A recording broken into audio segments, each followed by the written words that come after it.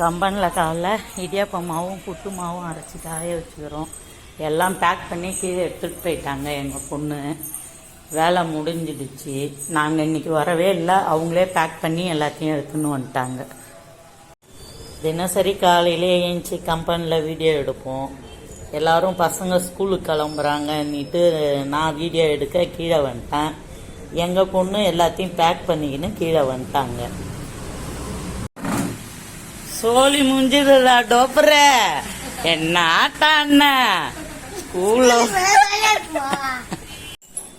நான் சொல்லலைங்க, சாய் தான் ஃபஸ்ட்டு ஸ்கூலுக்கு கிளம்பி இருப்பான். ஆனால் இட்டுன்னு போகிறவங்க தான் லேட்டாக இட்டுன்னு போவாங்கன்னு சொல்லலை. புள்ள 8 மணிக்கே கிளம்பிடுச்சிங்க. ஆனால் அவங்க டாடி இன்னும் வரலங்க. அவர் கடைக்கு போயிட்டு வாருங்க, காலையிலே ஒரு ஷிஃப்ட்டு வந்து தான் அவனை இட்டுட்டு போவார். பத்தோ போயிட்டு நேராக வீட்டுக்கு தான் வரணும். அடுத்தது பேட்ச் கிளம்பிட்டாங்கங்க ஸ்கூலுக்கு. ஸ்கூலுக்கு போகிறாங்கங்க. எல்லாம் காலையிலே ஏஞ்சி வந்து கம்பெனியில் வேலை செய்வாங்க. எல்லாரும் ஸ்கூலுக்கு படிக்க கிளம்பிட்டாங்க. இப்பயாச்சும் போய் நல்லா படித்து ஆல் த பெஸ்ட். 4 பேருக்கு வேலை கொடுங்க. All the best. கிளம்புங்க. அடுத்த ஃபேமிலி வந்துட்டாங்க.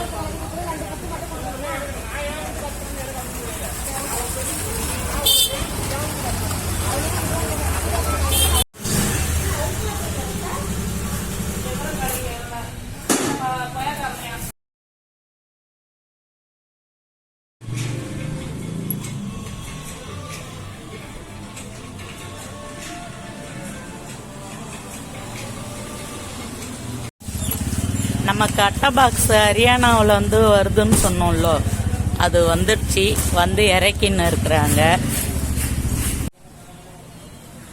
வந்து லைனாக அடிக்கிட்டு இருக்கிறாங்க.